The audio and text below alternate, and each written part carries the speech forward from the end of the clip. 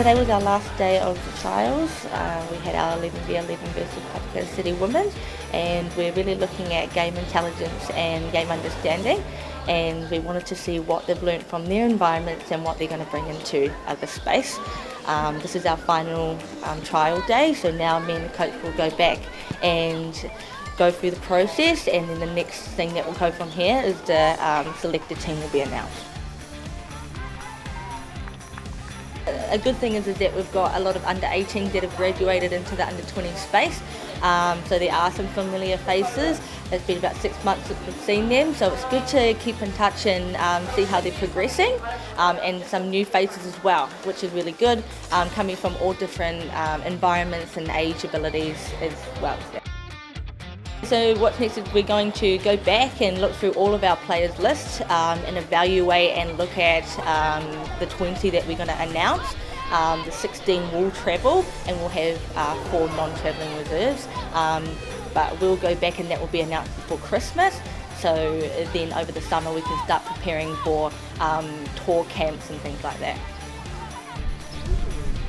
So Tiana, if she goes, just play a little bit closer to Ashley, yeah? So now you're actually becoming a centre back. Today we had 14 players that travelled from all over New Zealand, so we had a couple of South as well, but this is just 14 that are, you're probably looking at 50 that have applied. They've all registered their interest, and we're looking at overseas players, which is actually really cool because now we've got a really good healthy selection list that we can go back and have a look at, and then we've got international and new players that can kind of come into the space.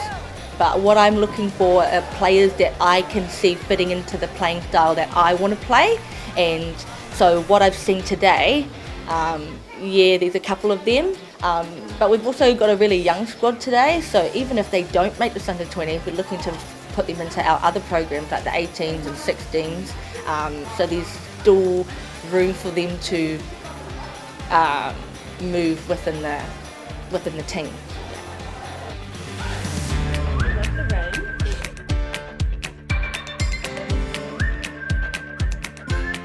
Once the squad is announced, we'll have a tour camp down in Rotorua, and that's where we'll do a little bit of whaiaro with the squad, a lot of training, and that will be a lot of our warm-up. But because we've got players that are all over the place and have other commitments, it's kind of hard to work in. But that's the plan so far, so we really only get maybe 1 week, 7 days to prepare, but it's more than what we've done in the past. There's been teams where we've had that have had no preparation, and the teams met at the airport, so we do have to use that time wisely. What I said to the players that did show up today is that they've already bumped themselves up to the top of the list because they've showed their face. For those that didn't show, it's harder because I have to base their playing profile, or I have to base it off what I see on the videos, but also that means I can't see chemistry, personality, so there are some things that aren't as accurate with those online type of registrations or trials. So the ones that did show up today have really given themselves the advantage, and the ones that haven't, they should be a little bit worried about where they're placed in all of that.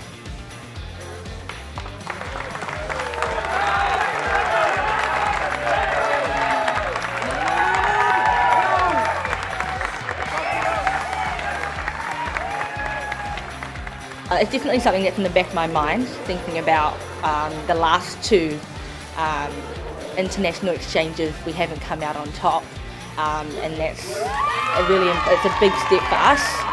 We have a lot of work to do, but now we also see what the calibre of other international teams are at, and we need to make sure that the team that I put forward are competitive in that tri-series, and of course I want to go to win.